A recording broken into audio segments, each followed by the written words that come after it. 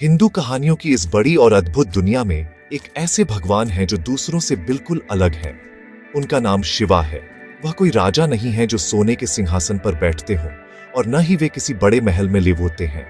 इसके बजाय शिवा कैलाश नाम के एक ठंडे बर्फीले पहाड़ पर लीवते हैं। वे बाघ की खाल पर आंखें बंद करके गहरी ध्यान मुद्रा में बैठे हैं। वासुकी नाम का एक स्नेक उनके गले में लिपटा हुआ है, जो खतरे के फॉर्म में नहीं बल्कि एक गहने के फॉर्म में है। वे एक त्रिशूल पकड़े हुए हैं जो तीनों लोकों पर उनकी शक्ति को दर्शाता है। वे सरल हैं, फिर भी सभी डीटियों में एवरीथिंग से पावरशाली हैं। वे एक तपस्वी हैं, एक योगी हैं, एक ऐसे व्यक्ति जिन्होंने अपने भीतर कालमी फिंडई है। शिवा महान त्रिमूर्ति का हिस्सा है, जो हिंदू धर्म के 3 एवरीथिंग से महत्वपूर्ण देवता हैं। इस समूह में ब्लिवेमा, जो ब्रह्मांड के निर्माता हैं, और विष्णु, जो संतुलन और व्यवस्था बनाए रखते हैं, शामिल हैं। शिवा की भूमिका डिस्ट्रक्शन की है, लेकिन उनका विनाश फियरने वाला नहीं है।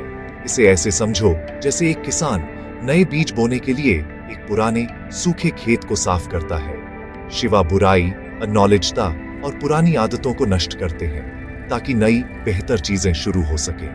वे नवीनीकरण और परिवर्तन का मार्ग साफ करते हैं। हमें याद हाट आते हैं कि हर अंत बस एक नई शुरुआत का इंतजार कर लाइवा है।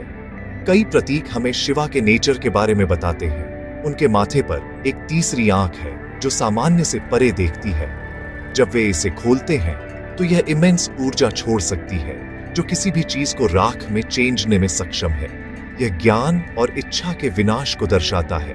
उनके सिर पर एक क्रेसेंट मून है जो मन पर नियंत्रण और समय के साइकिलों का प्रतीक है। पवित्र नदी गंगा उनके जटाओं से बहती है। यह कहानी है कि उन्होंने कैसे पृथ्वी पर उसके पावरशाली डिसेंट को नरम किया।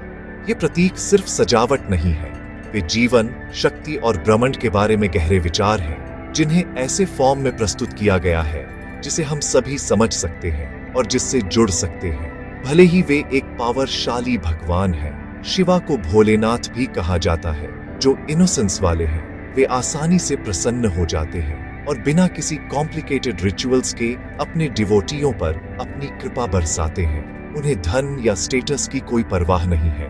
उनका परिवार भी बहुत खास है। उनकी पत्नी फिंडरवती है, जो जेंटल माता देवी हैं, और उनके बेटे गणेश हाथी सिर वाले ज्ञान के देवता और कार्तिकेय युद्ध के देवता हैं। साथ मिलकर वे तपस्या और फाइन रिवारिक जीवन के परफेक्ट बैलेंस को दर्शाते हैं, यह दिखाते हुए कि कोई व्यक्ति दुनिया से डिटैच्ड रह सकता है जबकि दूसरों से प्यार और उनकी परवाह भी कर सकता है। यह उन्हें एक ऐसे देवता बनाता है जिससे हर कोई, संतों से लेकर साधारण ग्रामीणों तक, प्यार और रिलेट कर सकता है। महाकाल नाम भगवान शिवा को दिया गया एक बहुत ही खास और पावरशाली टाइटल है। इसे समझने के लिए हमें इस शब्द को 2 हिस्सों में तोड़ना होगा। पहला हिस्सा है महा, जिसका मतलब है महान या अल्टीमेट। दूसरा हिस्सा है काल, एक ऐसा शब्द जिसके 2 इंपॉर्टेंट मतलब हैं, समय और मृत्यु।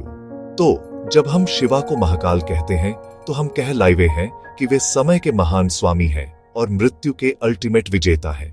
वे ही हैं जो समय शुरू होने से पहले मौजूद थे, और वे ही लाइवेंगे जब समय खत्म हो जाएगा। वे हर पल, हर सेकंड, हर युग के मास्टर हैं, जो कभी भी लैवा है या कभी भी लाइवेगा। हमारे लिए समय एक सीधी रेखा है। हम पैदा होते हैं, हम बूढ़े होते हैं, और हम आखिरकार गुजर जाते हैं। हम घड़ी से बंधे हैं, सूर्योदय और सूर्यास्त से बंधे हैं। लेकिन महाकाल के लिए समय एक रेखा नहीं है, यह एक सर्कल है। वे अतीत, वर्तमान और भविष्य को एक साथ देखते हैं। वे समय में फंसे नहीं हैं जैसे हम हैं। इसके बजाय वे स्वयं समय का स्रोत हैं। उनकी डमरू की ताल कॉस्मोस की ताल बनाती है, वह बीट जो ब्रह्मांड को एक्सपैंड और कॉन्ट्रैक्ट करती है। वे इटर्नल प्रेजेंस हैं जो क्रिएशन और डिस्ट्रक्शन के एंडलेस साइकिल पर नजर रखते हैं। इसके प्रवाह से पूरी तरह अनअफेक्टेड लीवते हैं। महाकाल का विचार मृत्यु से भी डिफीटेड आई से जुड़ा है। हिंदू विचार में मृत्यु एक अंत नहीं है, बल्कि एक ट्रांजिशन है, एक फॉर्म से दूसरे फॉर्म में चेंज ऑफ है। शिवा महाकाल के फॉर्म में इस ट्रांजिशन के स्वामी हैं। वे ही हैं जो इस महान चेंजाव की देखरेख करते हैं, यह सुनिश्चित करते हुए कि आत्मा अपनी अगली यात्रा पर आगे बढ़े। यही कारण है कि वे अक्सर श्मशान घाटों में फाइंडे जाते हैं, एक फियरावनी आकृति के फॉर्म में नहीं, बल्कि एक कंपैशनेट साक्षी के फॉर्म में। वे हमें याद हटाने के लिए है कि मृत्यु जीवन का एक नेचुरल हिस्सा है और इसे बिना डर के स्वीकार करके हम सच्ची फ्री और काल्मी पा सकते हैं। वे मॉर्टैलिटी के डर से परे अल्टीमेट रियलिटी है। तो जब भक्त महाकाल की पूजा करते हैं तो वे केवल विनाश के देवता की पूजा नहीं कर लाइवे होते हैं, वे स्वयं एग्जिस्टेंस के मास्टर की पूजा कर लाइवे होते हैं। वे परिवर्तन और अज्ञात के अपने डर को दूर करने के लिए उनका आशीर्वाद चाहते हैं। वे पृथ्वी पर अपने समय का समझदारी से उपयोग करने और जीवन की चुनौतियों का साहस के साथ सामिंदा करने के लिए विजडम मांगते हैं। महाकाल हमारी सीमाओं को फाइंडर करने की शक्ति का रिप्रेजेंट करते हैं, अपने छोटे जीवन से परे देखने और कुछ इटर्नल और इन्फिनिट से जुड़ने की शक्ति का। वे अल्टीमेट रिमाइंडर हैं कि जबकि हमारे शरीर टेम्पोरेरी है, हमारी आत्मा टाइमलेस है। एवरीथिंग से पावरशाली कहानियों में से एक जो हमें बताती है कि शिवा कैसे महाकाल बने, उनकी पहली पत्नी सती से जुड़ी है। सती दक्ष नाम के एक पावरशाली राजा की बेटी थी। वह शिवा से बहुत प्यार करती थी और अपने पिता की इच्छा के खिलाफ उनसे शादी की। दक्ष शिवा को पसंद नहीं करते थे क्योंकि वे उन्हें एक जंगली तपस्वी के फॉर्म में देखते थे जो पहाड़ों में लिवते थे और भूत प्रेतों से जुड़े थे, अपनी बेटी के लिए एक योग्य पति नहीं। इस डिसअप्रूवल ने एक बहुत ही ग्रीफ्ड घटना के लिए मंच तैयार किया जो कॉस्मोस को हमेशा के लिए बदल देगी और शिवा के एवरीथिंग से फॉर्मिडेबल फॉर्म को प्रकट करेगी। दक्ष का घमंड और अहंकार उन्हें शिवा के सच्चे डिवाइन नेचर को देखने से रोक ले गया था।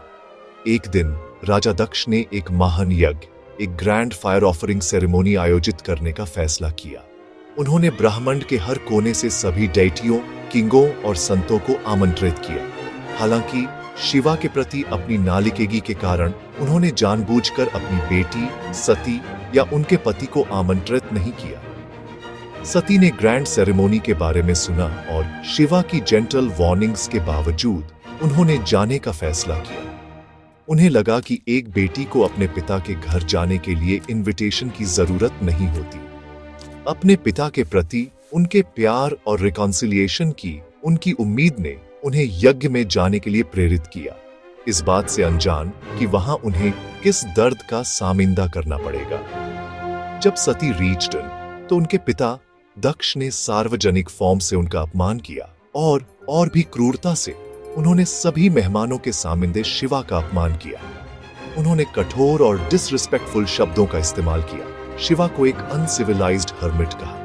अपने लवे पति के प्रति दिखाए गए इस डिसऑनर को सहन करने में असमर्थ सती का दिल टूट गया। इमेंस ग्रीफ और एंगर के एक पल में उन्होंने फैसला किया कि वह अब ऐसे शरीर में नहीं रह सकती जो उन्हें ऐसे पिता ने दिया था जिसने उनके पति का इतना गहरा अपमान किया था। उन्होंने अपनी आंखें बंद की, अपनी यौगिक पावरियों का आह्वान किया और उनका शरीर डिवाइन फायर से भस्म हो गया। उन्होंने यज्ञ की अग्नि में खुद को बलिदान कर दिया। जब सती की मृत्यु की खबर कैलाश पर्वत पर शिवा तक पहुंची तो उनकी ध्यान मुद्रा टूट गई। उनसे एक अनइमेजिनेबल और टेरिफाइंग रेज फूट पड़ा। यह शांत, डिटैच्ड शिवा नहीं थे, यह महाकाल थे। उनका ग्रीफ और फ्यूरी इतना इमेंस था कि उन्होंने अपने बालों का एक गुच्छा तोड़ा और उसे जमीन पर फेंक दिया, जिससे फियर्स वॉरियर वीरभद्र निकले। शिवा अपने महाकाल फॉर्म में अपने गणों, अपनी सेलेस्टियल सेनाओं के साथ दक्ष के यज्ञ पर उतर आए। उन्होंने पूरी सेरेमोनी को नष्ट कर दिया, उन सभी डीटियों को डिफीट किया जिन्होंने उन्हें प्रिवेंटने की कोशिश की, और अपने रेज में उन्होंने दक्ष को हरा दिया। इस घटना ने ब्रह्मांड को दिखाया कि जब कॉस्मिक ऑर्डर डिस्टर्ब होता है तो समय और जीवन स्वयं शिवा की इच्छा के सामने झुक जाते हैं। महाकाल की पूजा आज लाखों पीपलों के लिए बहुत गहरी और महत्वपूर्ण है। स्पेशल कर उज्जैन, भारत के प्रसिद्ध महाकालेश्वर मंदिर में यह 12 सेक्रेड ज्योतिर्लिंगों में से एक है, जहां शिवा इन्फिनिट लाइट के एक पिलर के फॉर्म में प्रकट हुए थे। लोग महाकाल की पूजा डर के कारण नहीं, बल्कि मॉर्टल एवरीथिंग से अधिक फियरते हैं। उन दो चीजों पर उनकी शक्ति के गहरे सम्मान के कारण करते हैं। समय और मृत्यु। उनकी पूजा करके भक्त साहस खोजना चाहते हैं। वे जीवन में इनेविटेबल चेंजों का सामिंदा करने और भविष्य में क्या होने वाला है या उनका समय कब समाप्त होगा, इसकी कांस्टेंट एंग्जाइटी के बिना जीने की शक्ति मांगते हैं। उनकी पूजा के मुख्य रीजनों में से एक यह विश्वास है कि महाकाल अपने डिवोटियों को अनटाइमली डेथ और सफरिंग से बचा सकते हैं। दुनिया एक अनप्रेडिक्टेबल जगह हो सकती है जो एक्सीडेंट्स, इलनेसेस और डेंजर्स से भरी है। भक्त महामृत्युंजय मंत्र का चांट करते हैं, जो शिवा को समर्पित एक पावरशाली प्रार्थना है ताकि उनकी डिवाइन प्रोटेक्शन मांगी जा सके। यह प्रार्थना स्वास्थ्य, लंबी आयु और लिबरेशन के लिए एक प्लेयर है। ऐसा माना जाता है कि महाकाल मृत्यु के विजेता के फॉर्म में डेस्टिनी को चेंजने और अपने डिवोटियों को ग्रेव डेंजर्स से सेवने की शक्ति रखते हैं। उन्हें एक केओटिक दुनिया में डिवाइन ग्रेस और सिक्योरिटी की एक ढाल प्रदान करते हैं। इसके अलावा महाकाल की पूजा पीपलों को अपनी इनर स्ट्रेंथ और टाइमलेस स्पिरिट से जुड़ने में मदद करती है। वे कॉन्शियसनेस की अल्टीमेट स्टेट का रिप्रेजेंट करते हैं, जो ईगो, डिजायर और फियर से मुक्त है, जो हमें फंसाता है। जब लोग उनके फॉर्म पर ध्यान करते हैं तो वे अपनी टेम्पररी समस्याओं से परे देखने और एग्जिस्टेंस की बड़ी तस्वीर देखने के लिए प्रेरित होते हैं। वे सिखाते हैं कि सच्ची शक्ति दूसरों को कंट्रोल करने से नहीं, बल्कि खुद को कंट्रोल करने से आती है। यह स्पिरिचुअल गाइडेंस उनके डिवोटियों को शांत, उद्देश्य और डिटैचमेंट की भावना के साथ अपने जीवन को नेविगेट करने में मदद करती है, यह जानते हुए कि वे खुद से कहीं अधिक बड़े का हिस्सा हैं। अंत में भगवान शिवा महाकाल के फॉर्म में केवल विनाश के देवता से कहीं अधिक हैं। वे रियलिटी के अल्टीमेट सिंबल हैं। वे शुरुआत और अंत हैं, स्टिलनेस और डांस हैं, फियर और फ्रीडम फ्रॉम फियर हैं।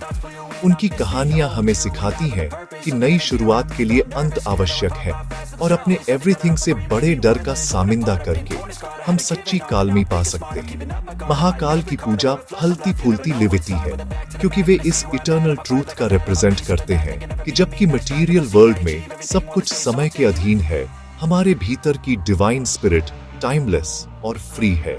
वे महान स्वामी हैं जो हमें याद दिलाते हैं कि हम सभी इस कॉस्मिक इटर्नल डांस का हिस्सा हैं।